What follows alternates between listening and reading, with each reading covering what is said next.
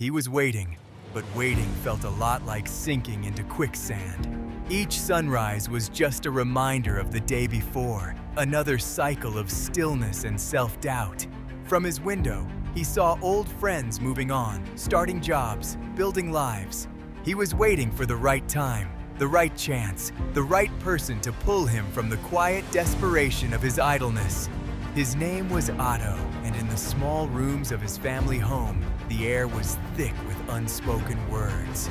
He could feel their worry in his mother's hopeful sighs, a sound that was both encouragement and a plea. He could see it in Agya Atobra's tense silence, a silence that judged him more loudly than any lecture. They watched him with a mix of hope and fear. Does that feeling sound familiar? One day, an old man, his face a roadmap of hard-won lessons, sat with him. "I waited until my family suffered," he said, his voice low. "I told myself it was patience, but it was fear.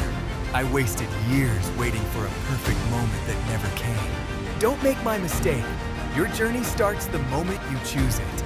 And remember, long after the price is forgotten, your character remains. That is your most valuable product. Sell that first." With his last GHS 50, a single worn note that felt both impossibly small and terrifyingly heavy, Otto chose to start. He chose to trade the familiar ache of waiting for the sharp fear of trying.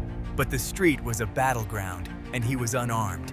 His first rival, Yaw, a man who ruled his patch of sidewalk with a permanent sneer, laughed a harsh, grating laugh. "Go home, boy," he sneered, loud enough for others to hear.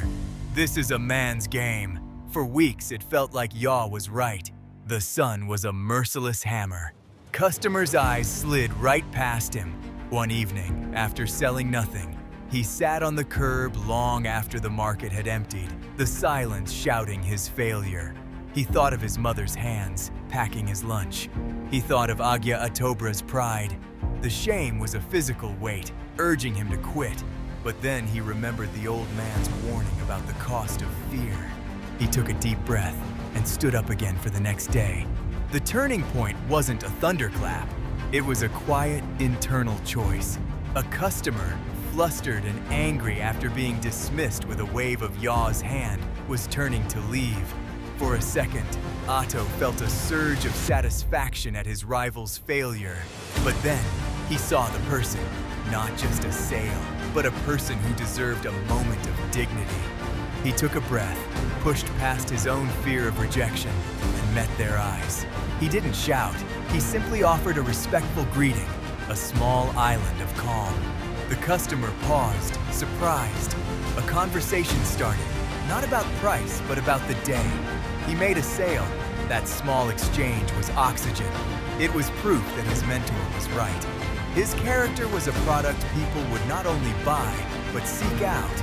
As Ado's kindness won him more customers, Yaw's scorn turned to open sabotage. He spread rumors that Otto's goods were stolen.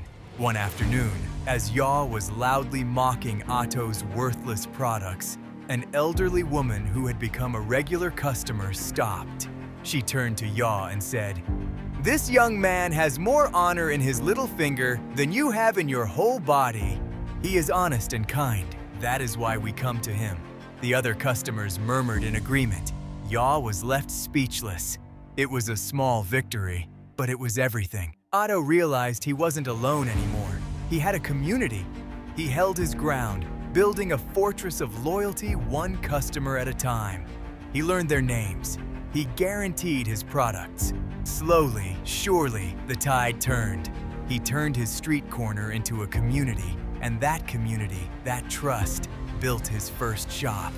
From a single GHS 50 note to a concrete reality with a roof, a door, and a sign with his name on it. The day you stop waiting is the day your life begins. Stop fighting battles of price and pride. You cannot win a race to the bottom. Win with character. Win with service.